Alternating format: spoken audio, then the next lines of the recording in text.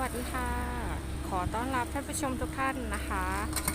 และ FC ทุกท่านนะคะเข้าสู่ช่อง YouTube และเพจ Facebook ซีแมคโครซิ่งอุดรนะคะ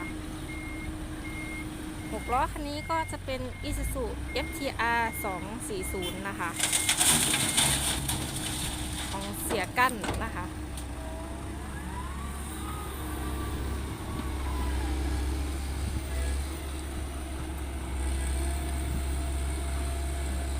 รถแมคโครก็จะเป็นเจ้าโคมัตสึ PC 130นะคะของทีมงานวิพัฒน์นะคะหรือว่า CM คนขับแมคโครก็จะเป็นเสียต้านะคะเสียต้ารถไถซิ่งช่วงนี้ไม่มีงานทำนะคะก็เลยมารับจ็อบขับรถแมคโครนะคะ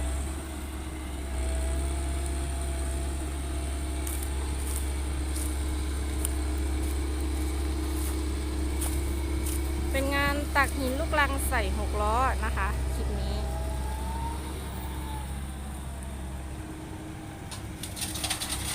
เสียต้าบอกว่ามีรถวิ่งประมาณ 3-4 คันนะคะแต่ว่าวิ่งทางไกล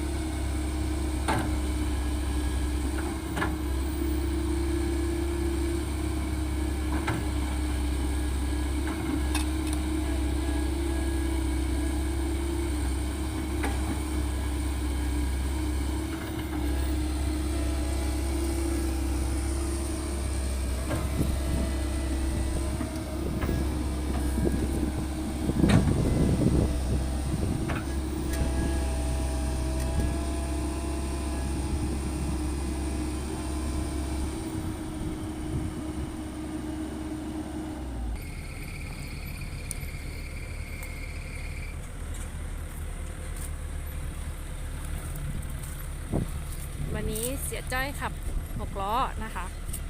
เพราะว่าพี่จัดไม่สบายนะคะ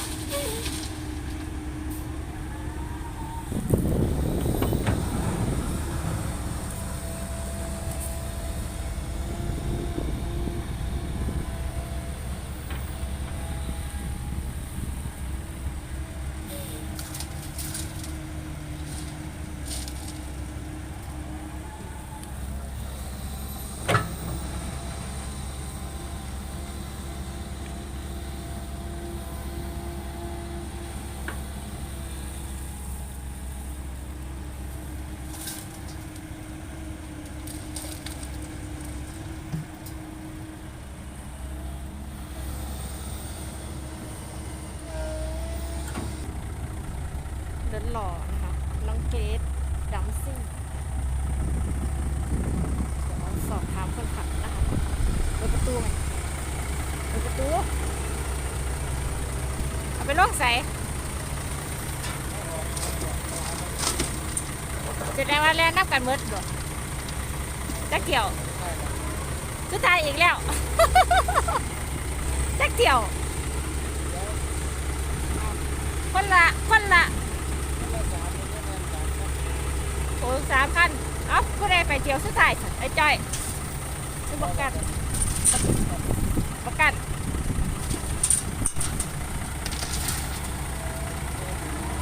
ฮะ